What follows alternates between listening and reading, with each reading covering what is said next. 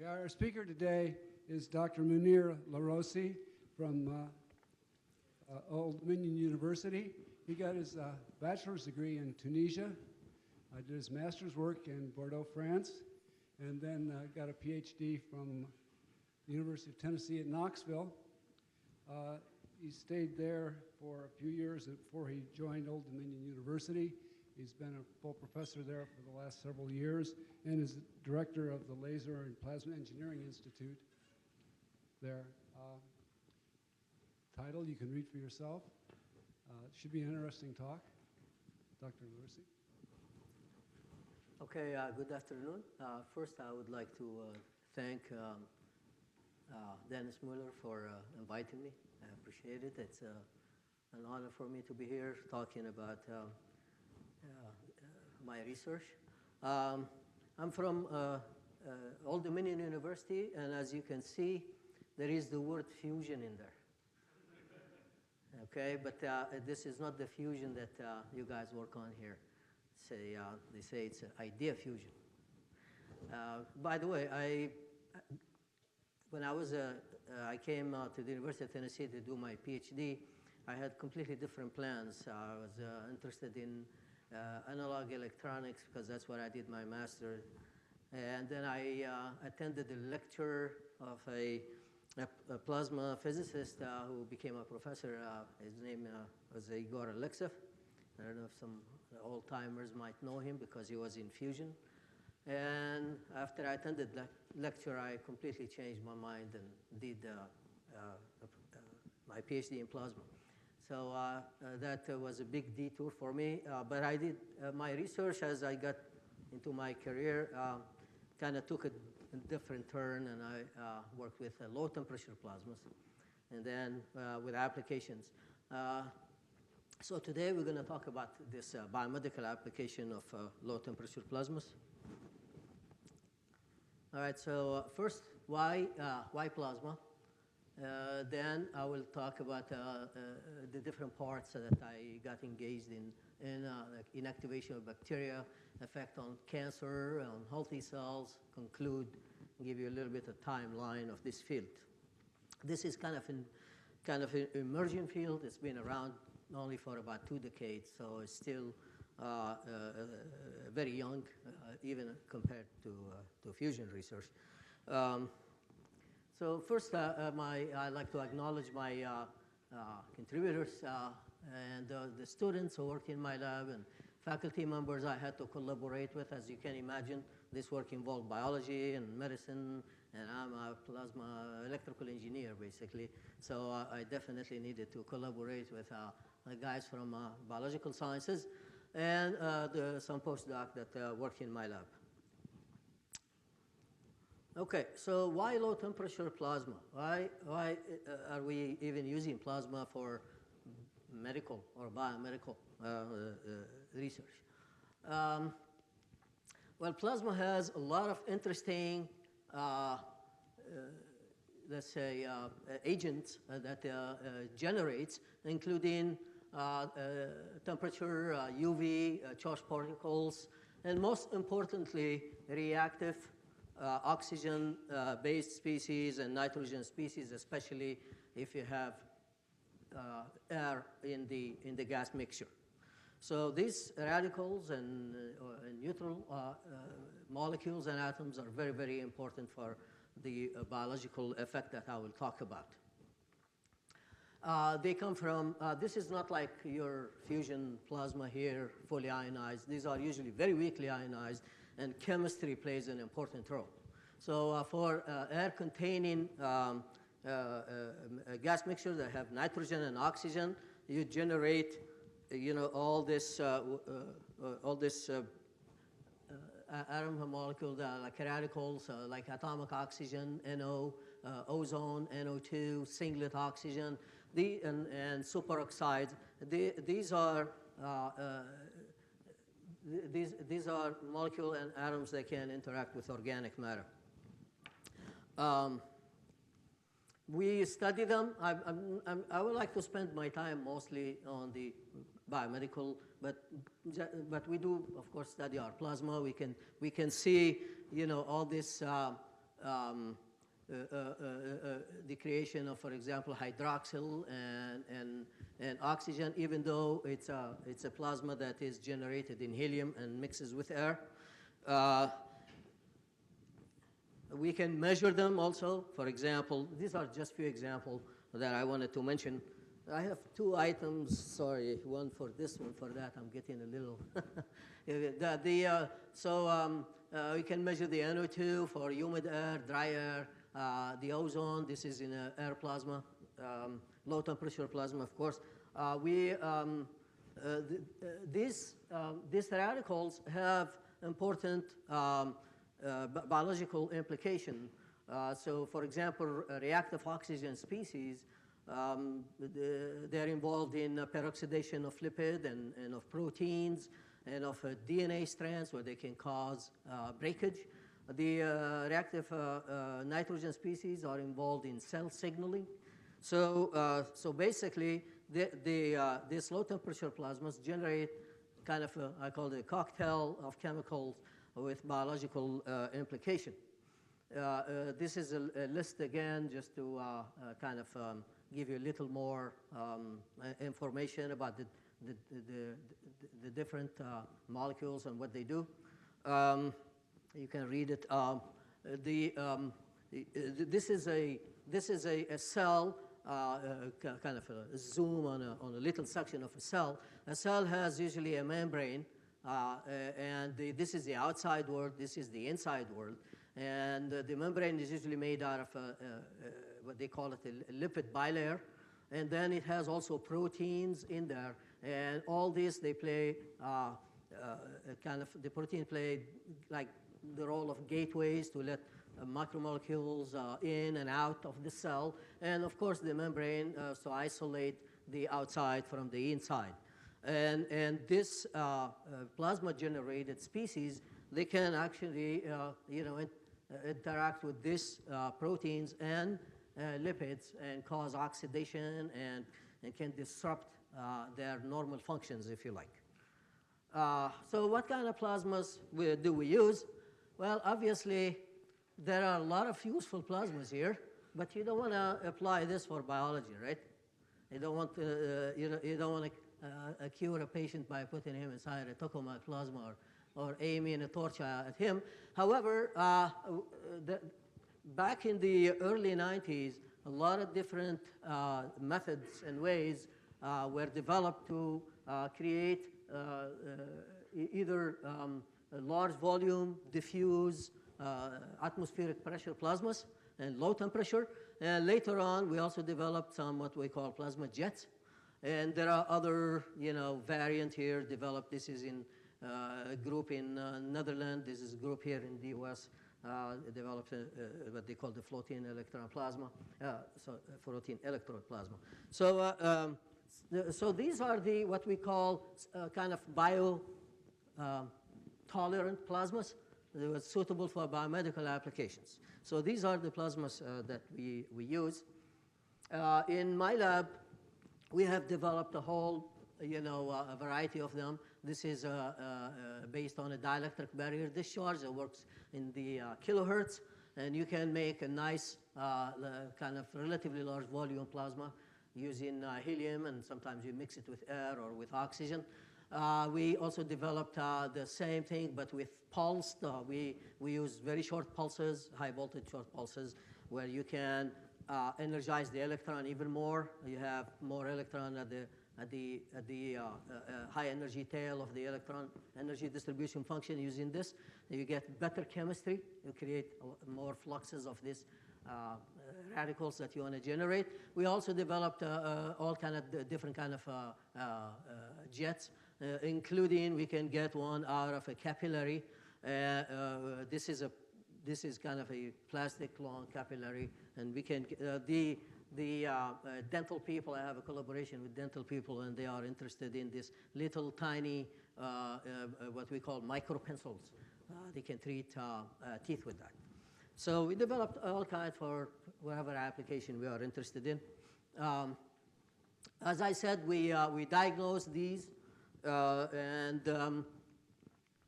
we measured the temperature For example, here for this plasma jet, you can see you can touch it with your hand. We use a spectroscopic technique, looking at the rotational structure of nitrogen molecules. We can compare simulation experiment to determine the temperature of the plasma, and it's cold. And actually, when you touch it with your hand, you just feel a cold breeze, basically, hitting your hand. And this, of course, it's very important to have them safe and no electric shock hazard and things like that. So we know how to build these.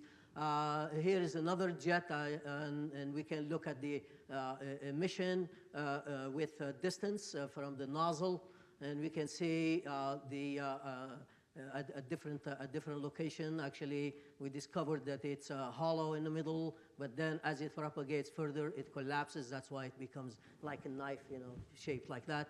And this is the Abel inverted to show you even more what's happening there. We measured the distribution, of course, along the axis and radially, but this is for atomic oxygen, so we know what's the best position to put the items to be treated.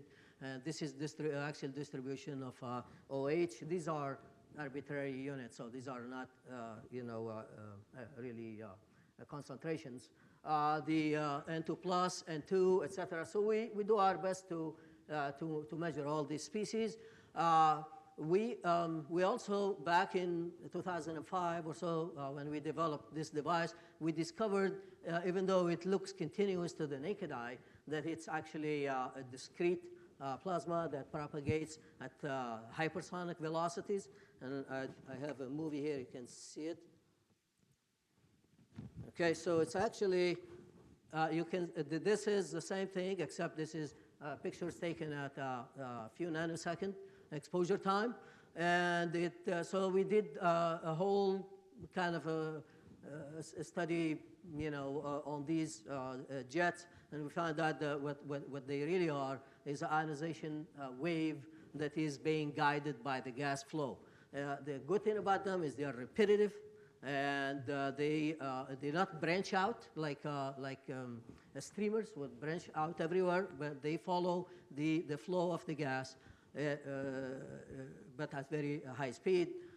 So we kind of try to understand all these plasmas before we can apply them on our biological samples. So let me talk about what I came here to talk on, is the effect of biological cells and application, what's now called the term kind of surfaced a few years ago. They call it kind of a brand new type of technology for medicine, so they call it plasma medicine.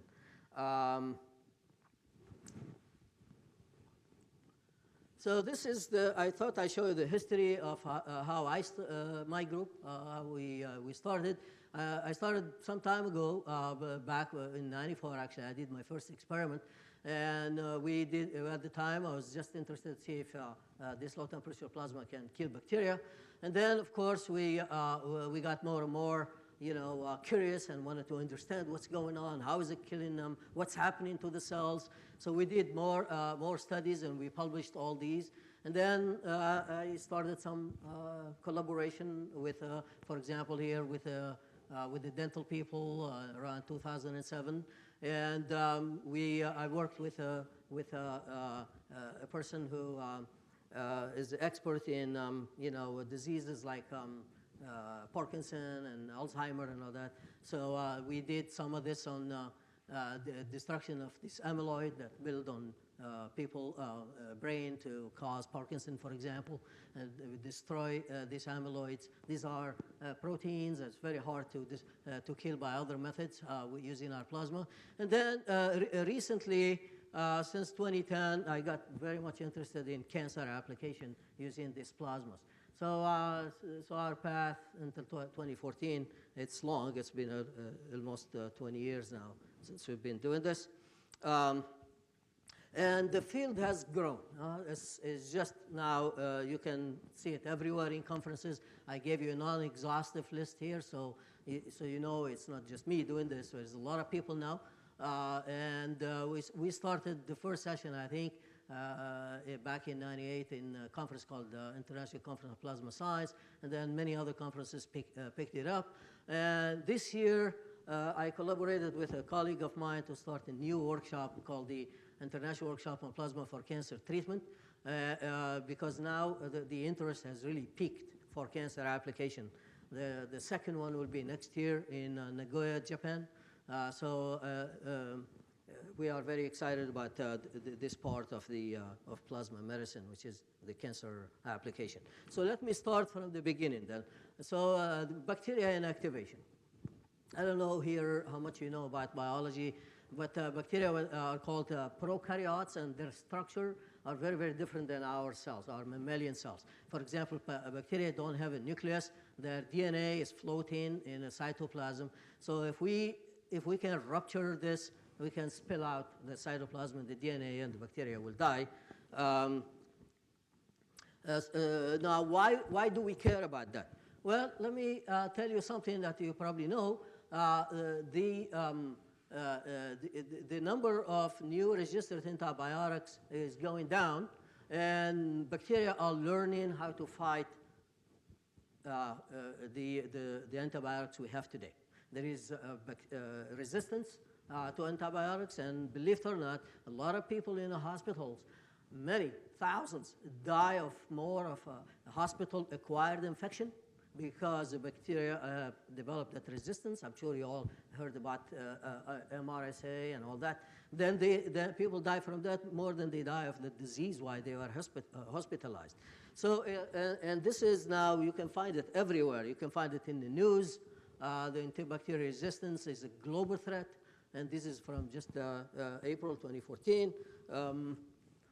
I just got this kind of a week or 10 days ago, a couple of weeks ago. U.S. was to combat antibiotic resistance. It's from the 23 of September 2014. And also you can find it in scientific journal. You know, here is the Journal of Antimicrobial Chemotherapy, the urgent need, antibacterial agents, the crisis of new antibiotic. So this is what I call a real and present crisis. So they are desperately looking for another way to combat this antibiotic resistance bacteria. So there is a reason to have that. Here I give you a list of the bacteria that we tried. You can see many of them. Bacteria come in two types, by the way, and they have a stain called the gram stain. So some are called gram negative, and some are called gram positive. The gram positive are the ones that form spores, and they can survive in harsh conditions. The gram negative don't form spores. However, both of them can be as pathogenic. So you all recognize, for example, E. coli, which you probably heard about it, and the cholera, I think. So they are both pathogenic, except the gram-positive, they can form spores. Now, we expose them in two ways. We can put them right into the plasma, or we can do it what we call remote exposure, where the effluent from the plasma, which are the radicals, they have to have, of course, longer lifetime. There are some radicals with very short lifetime. They will never get there. It's better to do it in this way. But we did both ways. So these are the old results here back when at the beginning when I started this. Here we showed that we can kill E. coli. We can reduce it by 6 log, which is 1 million times, in about 3 minutes or so exposure to this plasma.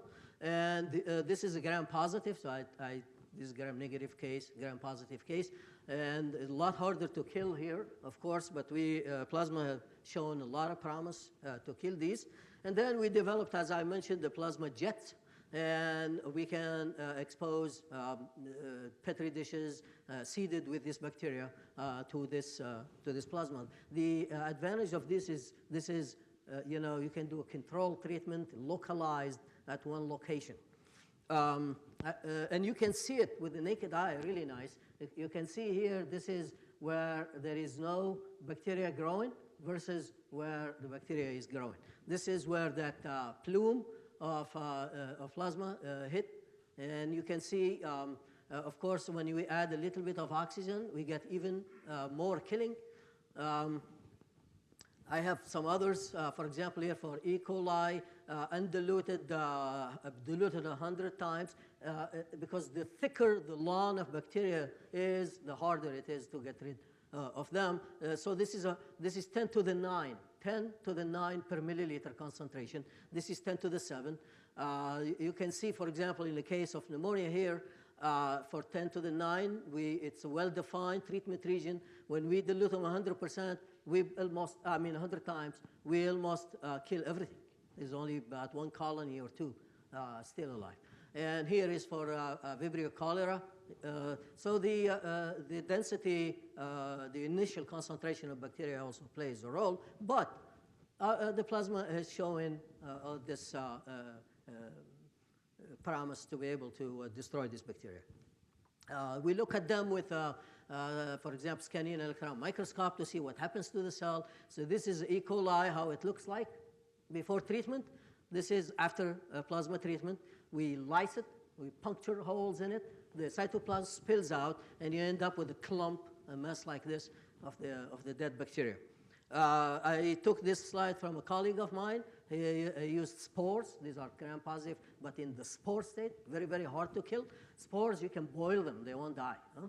So you can see how treated spores have been lysed, gutted out, and using, I think, an air plasma. That's what he used.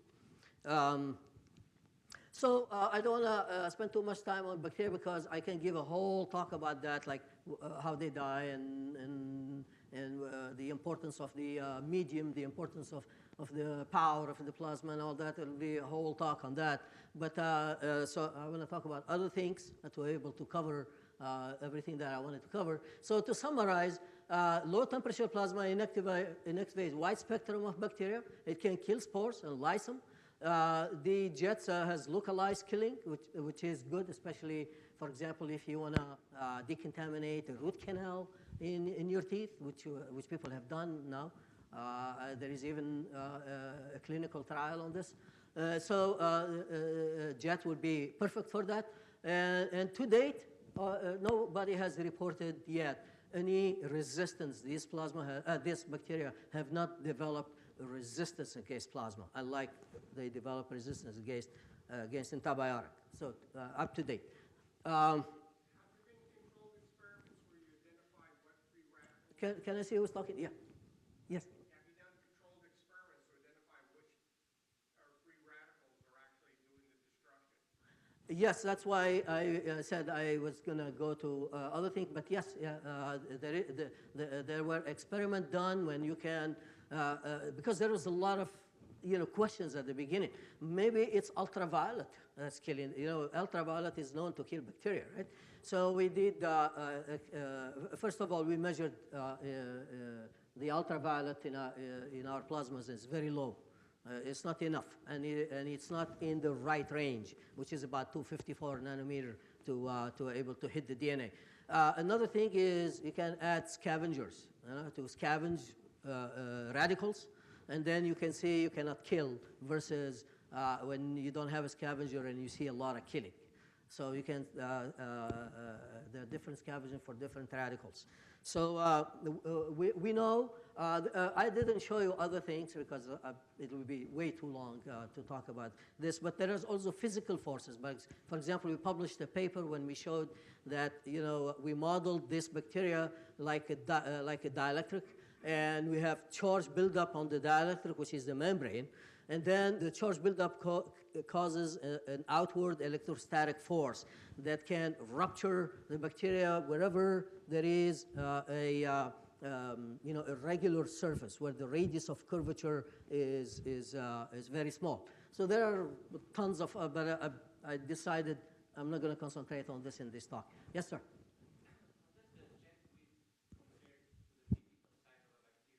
Oh, no. The bacteria, they are about a micrometer in size. The jet is about a millimeter.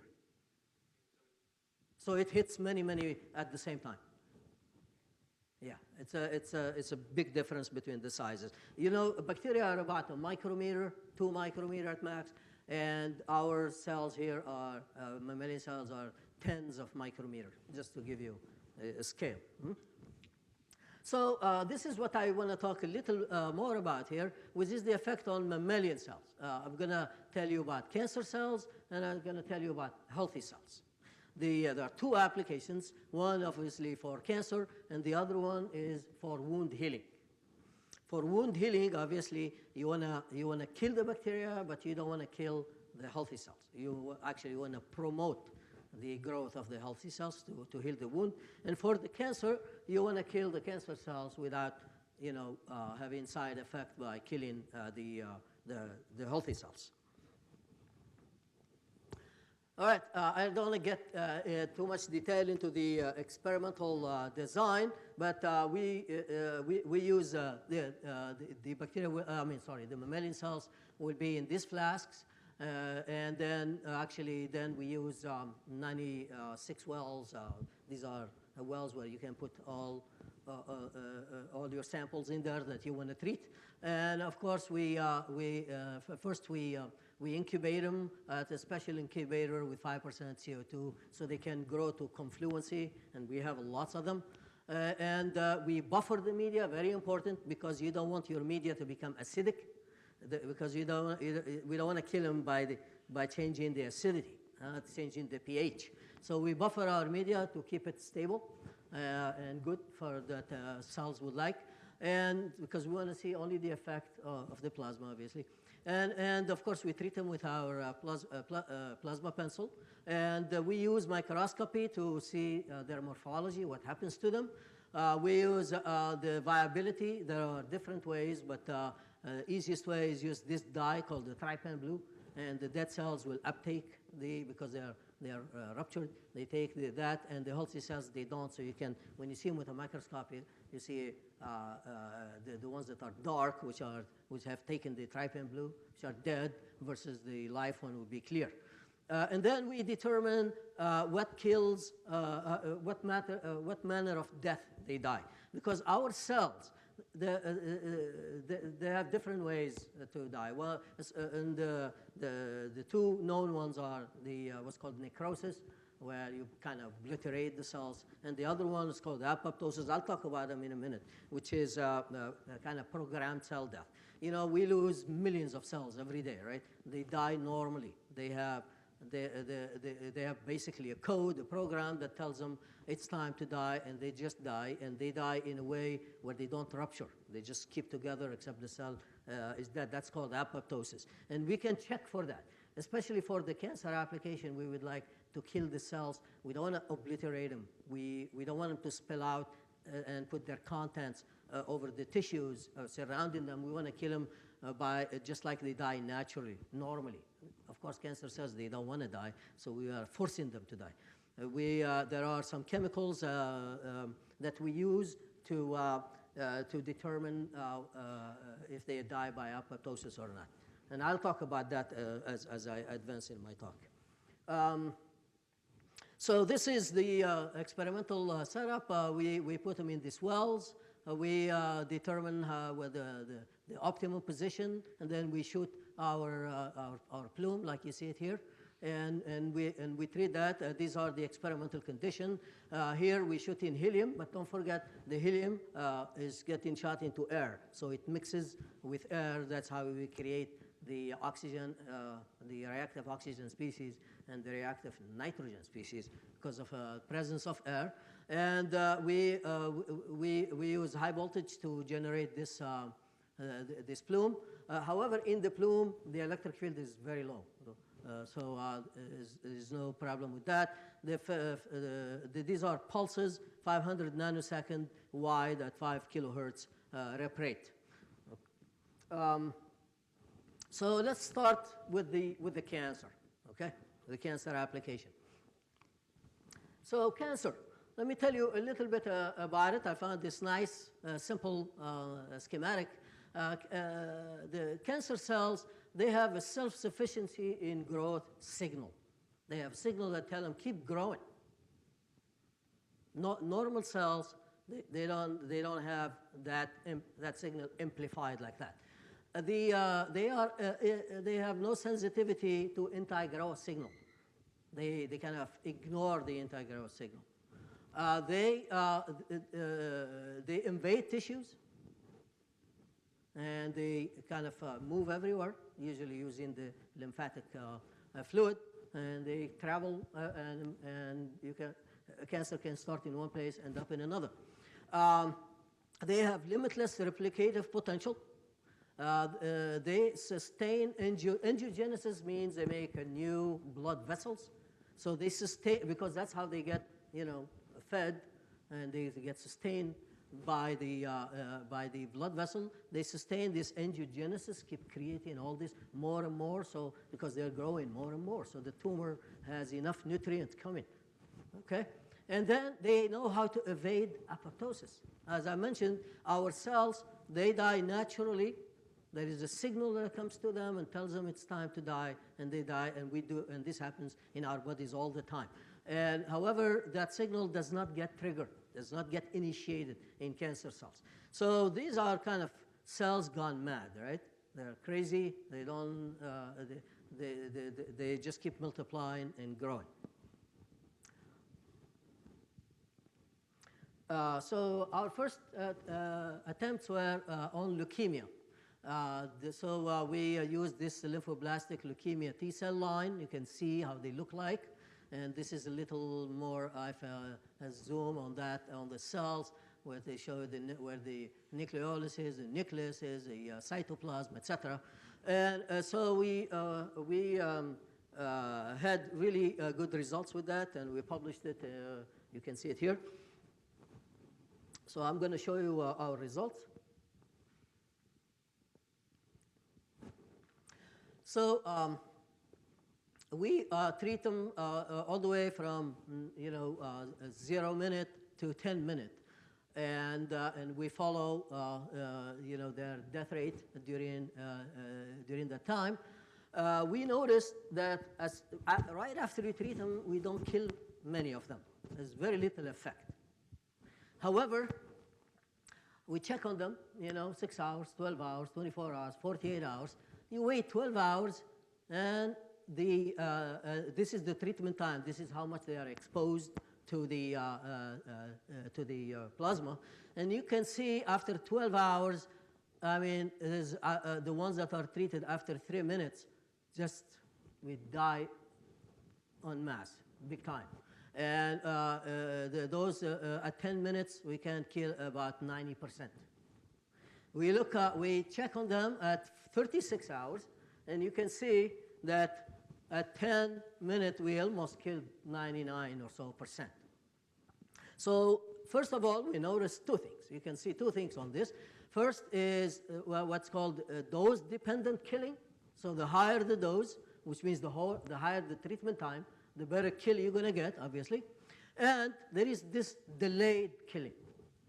The killing is delayed by hours, not minutes, by hours. That means there is some biochemical pathways are taking place inside the cell. This is not brute force. We are not, exploding them, but just by hitting them with the plasma. There is a whole chemistry going on in the cells that takes time to happen. And then when that happens, the cells, they start dying. So two things, so, the dose dependency and the delayed killing. We look at them with the microscope. You can see, for example, the ones 2 minutes, all the clear ones here, these are alive. You don't see many dark ones, only few. But if you look, the one 10 minutes, all the cells are just black dots. Those are dead cells because they have uptaken the trypan blue, and we know we have ruptured them, and the cells are dead. Now, rupturing is not a good idea, like I said. So we really would like to find a regime where we can kill them without rupturing them. We tried also prostate cancer. There's another cancer now that this has metastasized, and the sample came from a patient brain. So it's a prostate cancer, traveled all the way to the brain, and this is the control, which has not been treated with the plasma, versus 1 minute treatment, 6 minute, 10 minute, and this picture, these were taken right after treatment. You can see we haven't got much success. They all look very much alike. So if we follow them, however, as I told you, 24 hours, it is 48 hours. This is a metastatic cancer from the brain, so it's a lot harder to kill than the leukemia. Not as much success as in the case of leukemia, but we do kill some of these cells. We look at them with the microscope. These are the untreated ones. This is how they look like. And after 10, the ones that have been treated 10 minutes, and look, 24 hours later, we look and we see the dead cells here. However, this is kind of give us an indication that many of these actually have not been blasted. Actually, we see what's called blebbing. Blebbing is kind of a giveaway of what's called apoptosis. In apoptosis, the cell, when it dies, it forms this what's called apoptotic bodies, which means all the organelles, they have membranes and they keep intact. So the cell dies while keeping all its content in there. So this blebbing, which is a desirable way to kill the cancer cells. I'll show you more diagnostic of this later. Another cell, what's called this squamous cell carcinoma. This particular one came from a patient intestine. So this is a carcinoma in the kind of GI tract. And this is how they look like normally. And this experimental procedure that we used, so we use 1 million of them per milliliter. And time 0 is when the cells were treated and immediately looked at, and we check if they are dead or not. And then the time post, this is biologically tolerant plasma, were assayed for, after a single dose. The single treatment of plasma. This is just a general thing here, just to show you the live ones, how they look like, versus the dead ones. And you can see we did not blast them to pieces. They're still intact together. However, they're dead. Okay? This is the graph that shows you. We look at them 0 hour, 12 hour, 24 hours, 48 hours. And this is the time of treatment, 0, 2, 3.5, and 5 minutes. And you can see at 0 hour, we really don't kill that many. By the way, the dark gray is the number of dead or percentage. In this case, number. And versus 12 hours, you can see you get a lot more dead cells. 24 hours, and then 48 hours. Now there is a little bit of, you can see, you can ask, how come the 12 hours has more killing than the 24? And one of the big problem with that is when you do this, this is not really the same stock. For every experiment, we have to change the stock. So sometimes it's not the same sample, so the effect is not exactly replicated the same. And second, you may not start with the same concentration anyway. So, and the initial concentration is very important. But the trend, what you should look at is the trend as time goes on, the cells are dying more and more.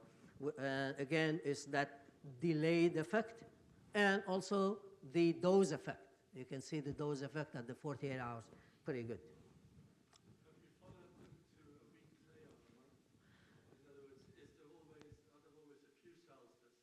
Yes, for sure. But we never actually followed for a month. The longest I think we followed them is 3 days. Yeah.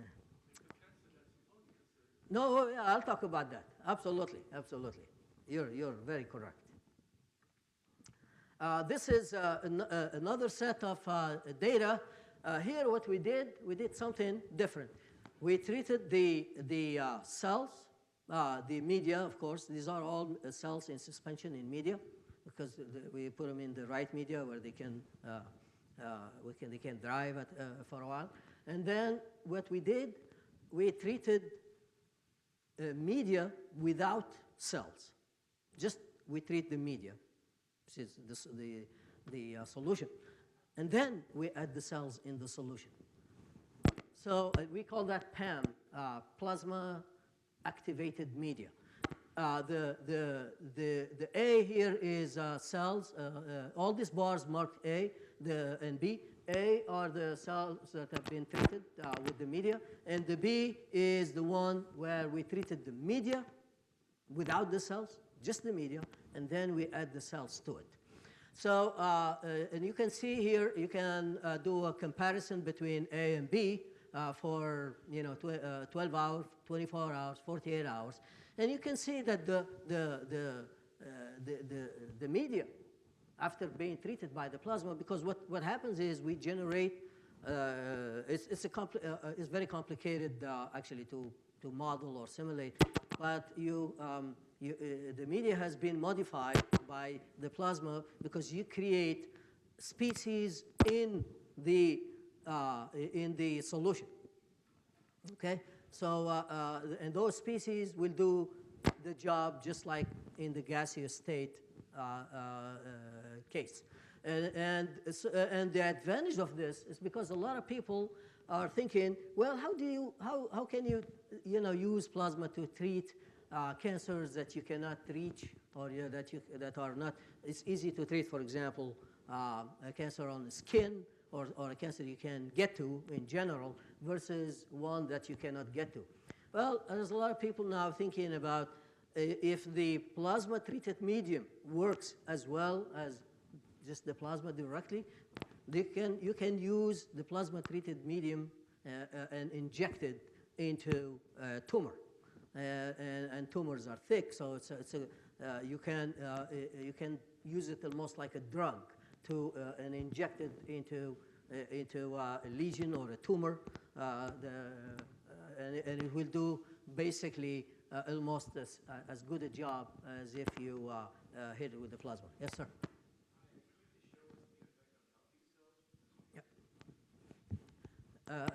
I will do that. It's coming next, huh? But it's a good thing. A good question. So I'll show you a little bit of microscopy. These are the normal cells. These are the cells treated 5 minutes, and we see evidence of that blebbing that I mentioned earlier, which is indicating a possible apoptosis with this programmed cell death. But we need more, of course, evidence than that. This one shows you another thing. It shows that these are those carcinoma cells, those Skaber cells from the patient intestine. We also want to look at the attachment of the cells, and we notice that the cells get detached and then reattach at different times depending on the dose. If you treat them 2 minutes versus 5 minutes versus here the control, for example, the 2 minute, they reattach to these cells, by the way, they like to attach to, let's say that they are taken from intestine, so these are the kind of cells, they call them adherent cells. They like to adhere to a surface, unlike the leukemia cells. Leukemia cells, they like to be in suspension. Leukemia, as you know, it's a white cells of our blood and white cells that are gone crazy. And they multiply, and then they just crowd out the red cells. So those are in suspension. They call them non-adherent, versus those, for example, the carcinoma is an adherent. So it likes to attach, but with the plasma, we can detach it, and then sooner or later, they like to, the ones that are alive, they like to reattach themselves, but the reattachment time gets delayed from 1.5 to 3 hours to 4.5 hours, depending on how long they were exposed to the plasma. Okay, so the questions. How did we kill them? Which death pathway did they follow? As I mentioned earlier, cells, they can die of a method called necrosis, which usually leads to inflammation. By the way, whenever you have an inflammation, that's what's happening, is you have bacteria there, and then you have your white cells, the phagocytes, they come, and they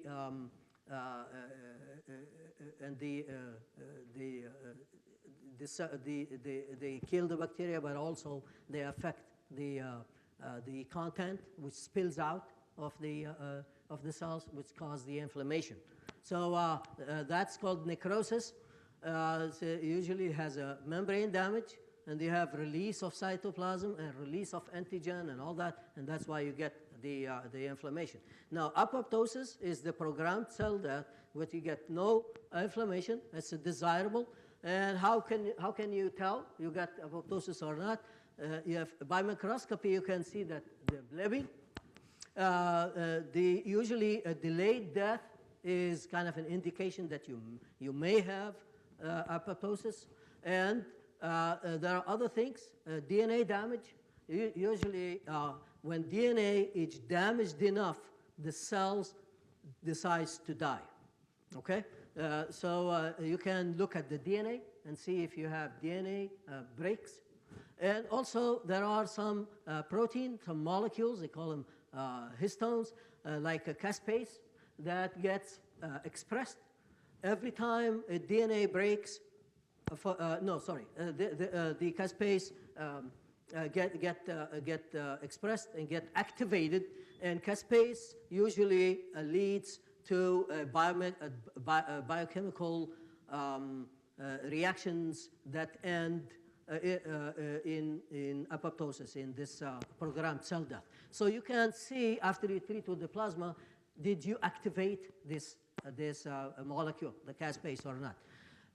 Here is some results, and these are not mine, from another group. The DNA damage, how you can find out about it is whenever DNA breaks, especially when you have what's called the double, as DNA has that helix, the double strands, that sugar phosphate backbone, and it goes like a helix, right? And when it breaks because of whatever, actually we have our DNA in our cells break all the time for different reasons. However, cells, they know how to repair that break. And one of the molecules that usually get expressed is what's called the H2A. And when they get phosphorylated, it becomes gamma H2AX. And you can monitor this. You can tag it and monitor that. And if you see that this has been expressed, then you know DNA has been broken.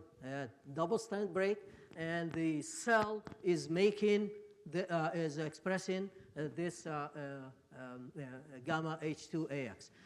So you can see it here. This is the dose of the plasma exposure this is in joule per square centimeter, from 5 to 30.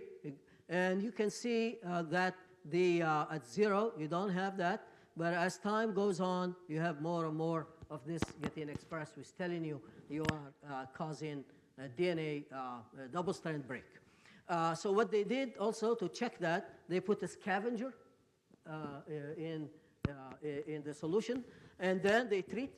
And then normally, if the scavenger take all these reactive oxygen species, and you shouldn't see expression of gamma H2AX. And you can see here, minus means no scavenger, plus means with a scavenger.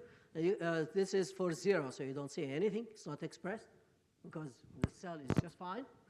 However, you go to 15, and you can see when the scavenger is not there, the gamma H2X has been expressed. While you put the scavenger, there is nothing. So it's an evidence that plasma is causing this double-strand breakage of the DNA, which leads the bacteria to commit suicide, basically, through apoptosis. I mean the cell, not the bacteria, sorry, the cancer cell. Another evidence, also this slide's from a colleague of mine, you can look at this double strand breaks in the DNA. This is the cell, this is a cell. I believe this was prostate. And the red dots here, this is all show you the breaks. So this is actually visual. The other one was a chemical. This is a visual evidence of double break DNA damage caused by low temperature plasma in prostate cancer in this case.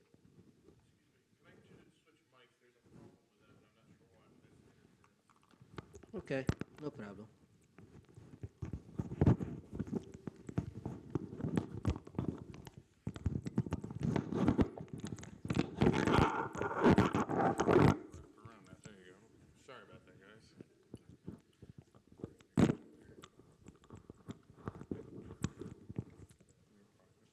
Okay, he was just put it in my bucket. All right, so let's move on. In my lab, we did another one, which is we looked at that. I mentioned to you that caspase, that molecule that gets expressed when that causes this chain, this biochemical chain reaction that leads to apoptosis.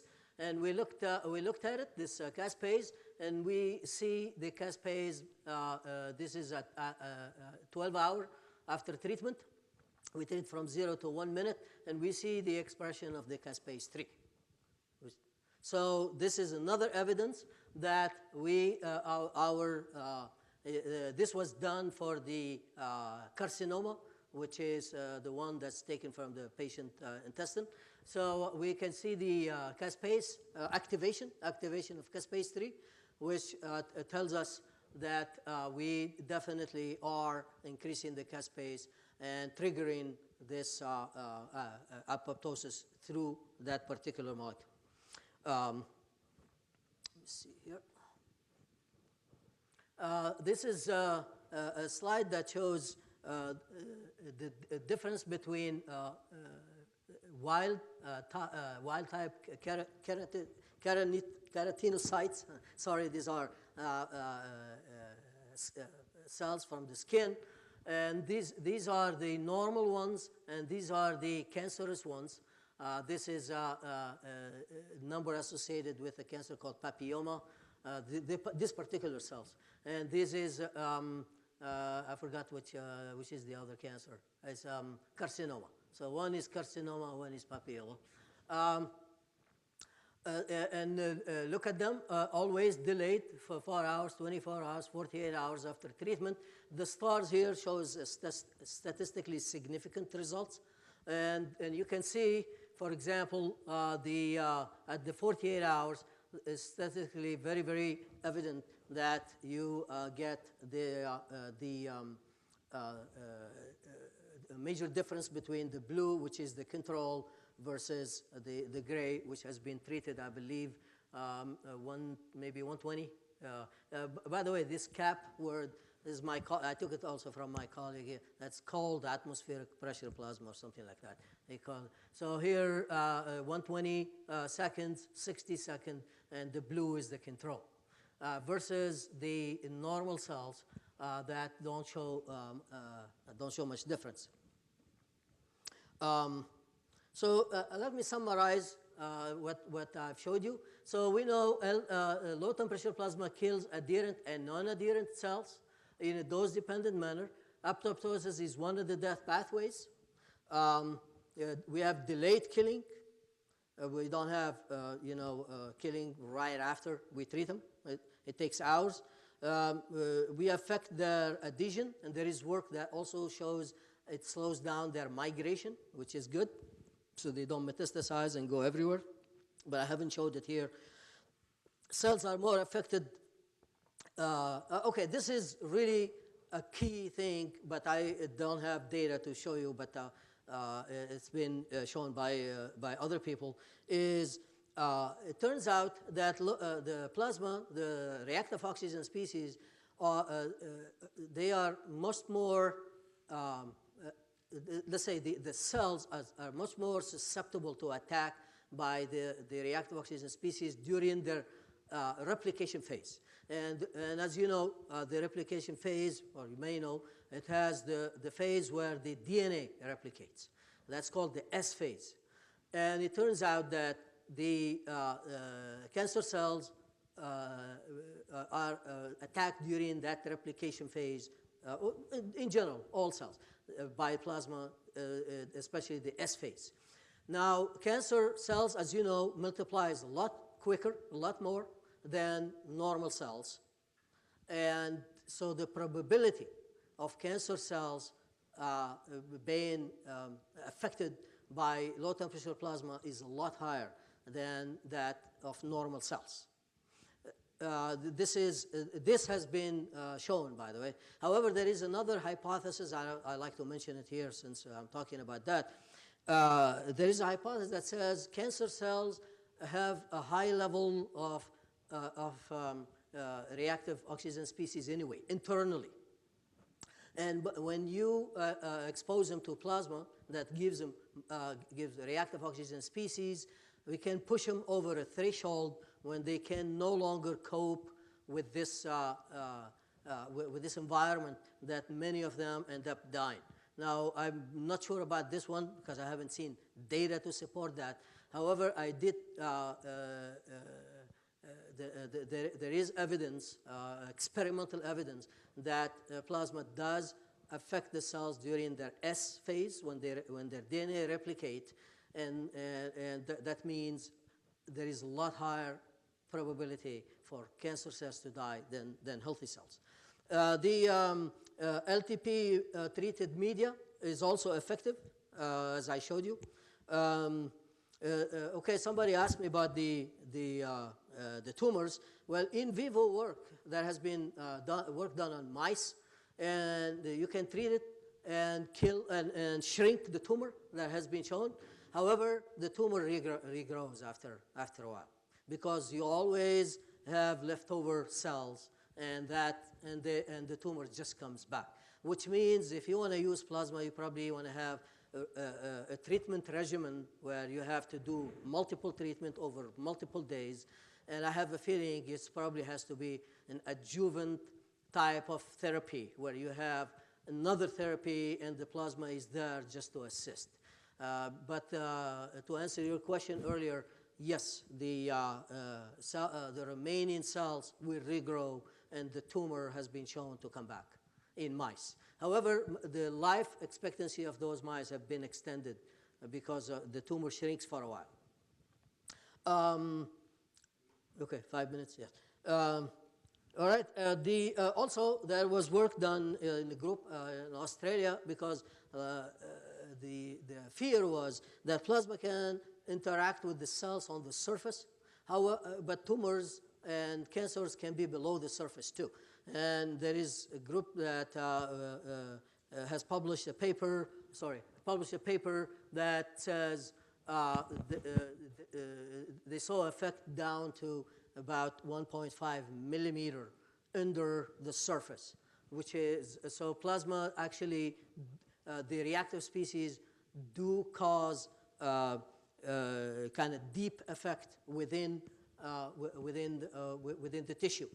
There is a lot of explanation from normal medical knowledge. They say that there is something called the bystander effect, where cells, they actually communicate with each other. So when something happens at one place, it can propagate basically to a different place. But this is all kind of hand waving. We don't know for sure. However, cells have been grown into a film, and it has been shown that it goes all the way down to 1.5 millimeter. Okay, sorry, I'm running out of time, so I have to accelerate here. Effect on healthy cells. In my lab, we tried to do this cells called fibroblast. When you have a wound, the wound, of course, after it repairs, there's cells called the fibroblasts. They multiply, they proliferate to close the wound. So we wanted to see what does plasma do when we when we expose normal, healthy cells to the plasma. So these are the fibroblasts. That's how they look like. This is, we treated them 10 seconds, and we looked at them 12 hours later, 30 seconds, and looked at them 12 hours later. You can see many of them, the ones that are elongated, that means they look just like the control, they're fine. But the ones that have little black dots, those are usually dead cells. They become spherical, and then they die. So, here we can say that up to 30-second exposure, there is not a lot of damage going on. So we looked at them 1 minute and 2 minutes, and you can see the damage becomes very extensive at 2 minutes. So healthy cells do die after exposure to plasma. However, after a certain threshold. There is a certain threshold that you have to reach. Yes?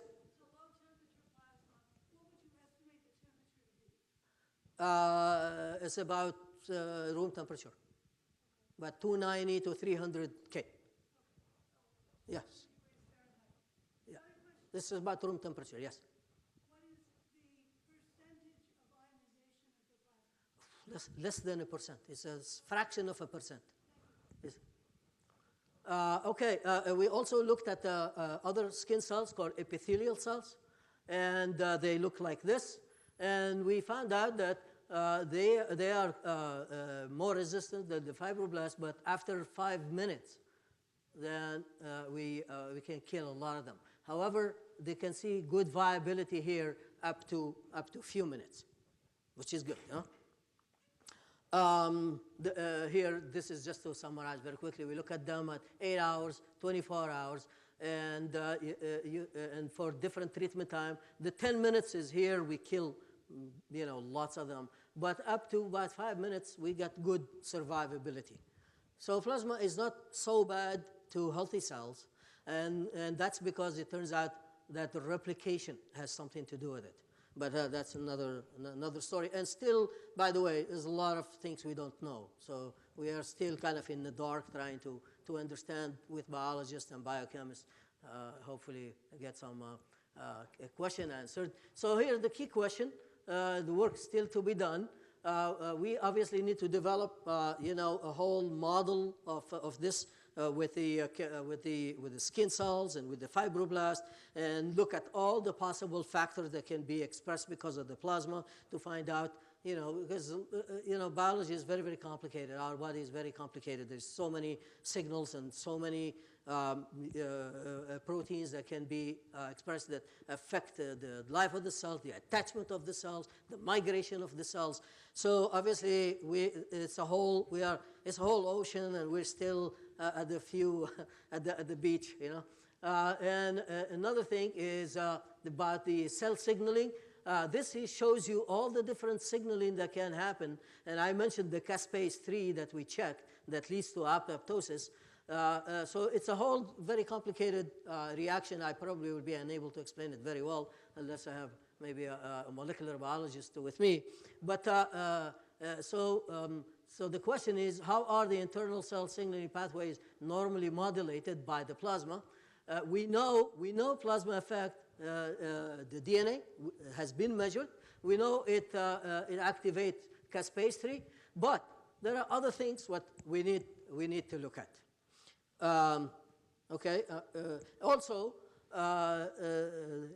the plasma itself, environment, is not, or the whole experiment is very complicated, because you go from the gaseous state to the liquid state where the cells are. So there is also that chemistry that is in the fluid, not just in the gaseous state. So here you basically push in all this, oxygen species and nitrogen species, but they're going to go in the liquid. How much they diffuse? What's their lifetime? How in the liquid, and how much they can affect the cells? This is also very complicated problem to model. That's why we need a lot of help from people who can model this kind of chemistry. So concluding remarks. So the journey so far, we went from killing bacteria to more complicated problem, which is killing cancer cells. So we know low temperature plasma is effective in killing bacteria. It can solve some problems for us. It can be maybe in the future a basis of some cancer therapy. We know we can use it for wound healing, because if we stay below a certain threshold, we really don't affect the skin cells. And some work has been shown that can actually proliferate fibroblasts, which is good for wound healing. Some work also have shown that we can stop, or improve blood coagulation. That has been published also. So there's a lot of good application. Now, unfortunately, there's a lot more fundamental science, or fortunately, I should say, a lot more fundamental science need to be done so we can understand this really complex. I mean, plasma by itself, as you all know, is very complex. We have now a complex biological system, and we have them both together. So it's a crazy problem. It's crazier than fusion, I think. We have biology with plasma. So it's very complicated. We are still at the beginning. I just wanted to give you an idea what we are doing, but there's a lot more work that needs to be done. So if I show you a little bit the timeline of this work, it really started back in the mid-90s and progressed. However, if you read here, you can see that progress has been going because our community has been growing. There's a lot more people doing work. There's medical doctors now, or medical researchers who know a lot more than us about biology and medicine that get into the picture. And things are actually, we get almost a new milestone almost every 2 years as I've been monitoring what's going on. The cancer only started about 2006, but it was done very simply in vivo. But now people are, in vitro, but now people are working in vivo on mice, and soon there's going to be work actually on humans.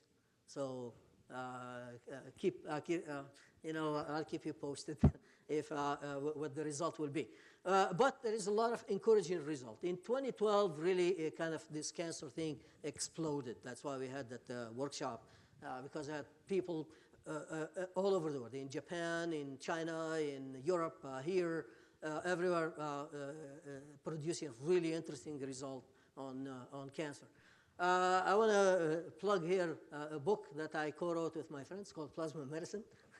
It's been available for a couple of years. And this is that workshop I told you about. This we had one in the US, the first one, and now in Nagoya, and the one after that will be in Paris, France, in the Institut Pasteur, which they work heavily on cancer there. So things are, the community is growing, the activities are growing, the chance for meetings and collaborations is underway. So my last slide is, this is really medicine in the Middle Ages, where you have an infection and probably they have to cut your foot. And it's still like this, believe it or not. So we are hoping that with the plasma, we go from the plasma kill to the plasma heal, and our toolbox is just these molecules, where we can actually, by the way, I have to mention that in 2010, I collaborated with a group in Max Planck Institute in Germany, and there they collaborated with the hospital in Munich, and they did the first clinical trial on wound healing.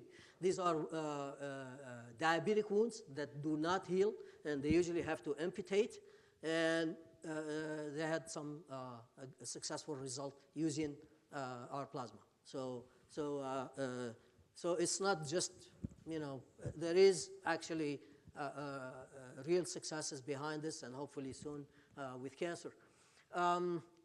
Thank you very much. I'm done.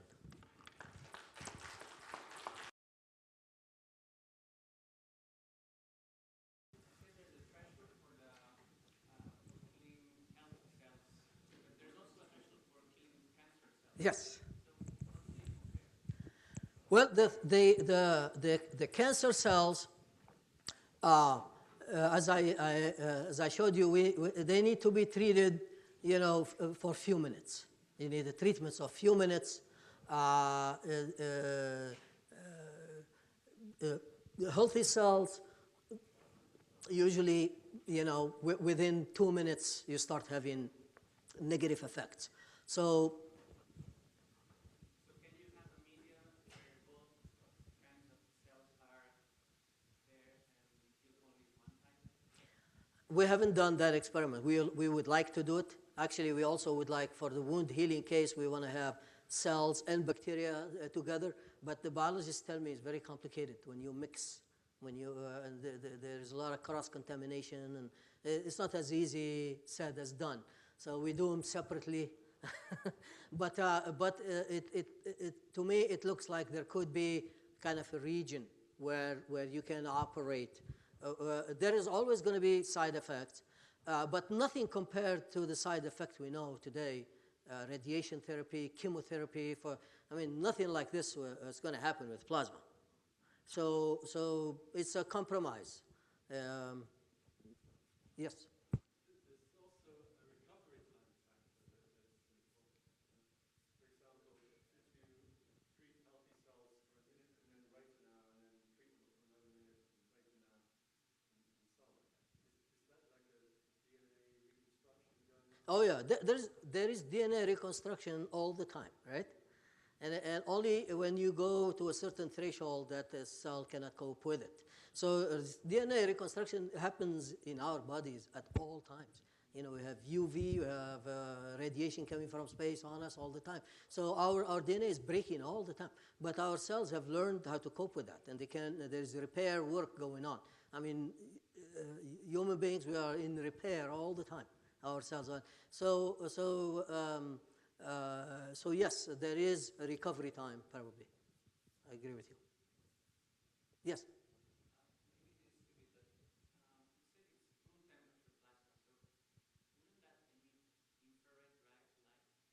Infrared? You can see the plasma, emit visible light, yeah.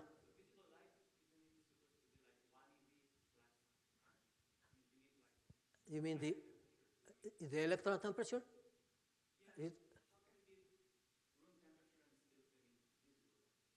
It emits visible light because what's happening is, if you look at the electron distribution function, okay, it's going to be mostly at low EVs, very low, less than an EV. But you still have some electrons that have 1 EV and 2 EV and 3 EV all at the tail, and they cause excitation of some atoms, and then when they relax, they emit light. And that's why you can see the light. It's all these excited, atoms are relaxing and emitting the light. But we measure the temperature by several means, and and is just never the optimal. We want it to be less than 40 degrees C.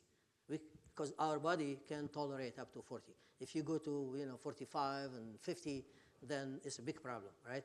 So as long as the temperature is 40 degrees C and less, we call those biologically tolerant plasmas, and they are. And we measure them with spectroscopically, with a thermometer gun, with a thermocouple, you name it, and it stays at acceptable temperature.